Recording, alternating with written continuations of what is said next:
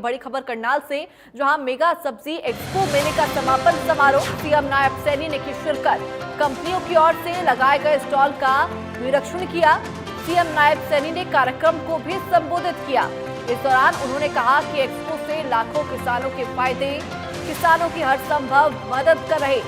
Israel की तकनीक को हम अपना रहे हैं। किसानों की समस्या क्या है वो हम जानते हैं। बागवानी क्षेत्र में विस्तार हो रहा है। आपको बताते चले, करनाल के घरोंडा में 11वें मेगा सब्जी एक्सपो मेले के समापन समारोह में सीएम नायब सैनी ने शिरकत की। इस दौरान उन्होंने विभिन्न कंपनियों की ओर से लगाए गए स्टॉल का निरीक्षण भी किया और जहां वो खेती से जुड़ी आधुनिक तकनीक, उन्नत बीज और कृषि यंत्रों के बारे में जानकारी ली। सीएम नायब सिंह सैनी ने कार्यक्रम को संबोधित भी किया। उन्होंने इस दौरान कहा कि एक्सपो मेले में नई नई जानकारी मिलती है। उन्होंने बागवानी विश्वविद्यालय के लिए बधाई दी। उन्होंने कहा कि एक्सपो से लाखों किसानों को फायदा मिला, अंतर्राष्ट्रीय फल मंडी बना रहे। सीएम सैनी ने यह भी कहा कि हरियाणा सरकार बागवानी को बढ़ावा देने के लिए कई महत्वपूर्ण योजनाएं चला रही हैं, जिनका उद्देश्य किसानों की आय बढ़ाना, उन्हें आधुनिक तकनीक से जोड़ना।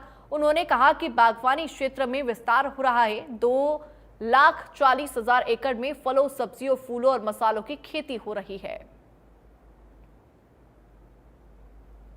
पहुंचने पे द्वारा पुनः अपने परंपरागत फसल चक्कर से निकल करके फलों और सब्जियों की खेती तथा मधुमक्खी पालन में नवाचार व आधुनिक तकनीकों के माध्यम से उत्पादन बढ़ाकर एक मिसाल कायम की है। मैं इसके लिए आप सबको बधाई भी देता हूं। इस उपलब्धि के लिए आज आपको सम्मानित करने का भी ये अवसर मिला है। मैं विभिन्न पुरस्कार प्राप्त करने वाले हमारे किसान भाइयों बहनों को भी मैं बधाई देता हूं। गौ आधारित खेती को भी अपनाया है, जो हमारी प्राचीन परंपरा है।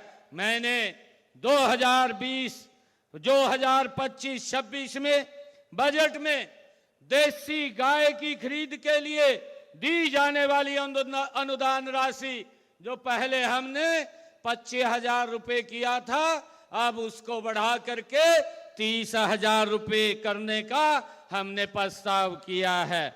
इसके लिए प्राकृतिक खेती करने की सीमा को भी 2 एकड़ से कम करके 1 एकड़ करने का हमने अभी बजट में ये प्रावधान किया है। मुझे ये भी खुशी है कि आप जैसे प्रगतिशील किसानों भाई फलों व सब्जियों की खेती से लाखों रुपए की इनकम आप कर रहे हैं। यह कमाल ऐसे ही नहीं हुआ है। आपने खेती में कठोर मेहनत करके इसको आगे बढ़ाया है। परंपरागत व आधुनिक तकनीक का प्रयोग आपने किया है। नवाचार को आपने अपनाया है। आगामी वित्त वर्ष में अंबाला में लीची के लिए, यमुनानगर में स्ट्रॉबेरी के लिए और हिसार में खजूर के लिए 3 नए उत्कृष्टता केंद्र स्थापित करने का सरकार का प्रस्ताव है। जल्दी ही यहाँ पर अपने किसानों को, चाहे वो स्ट्रॉबेरी का किसान है, चाहे लीची का किसान है, चाहे वो खजूर का किसान है, ताकि उसको लाभकारी मूल्य मिले, उसके लिए 3 नए उत्कृष्टता केंद्र स्थापित करने का हमारी सरकार काम करेगी, ताकि मेरे किसानों की इनकम बढ़े और वो हॉर्टिकल्चर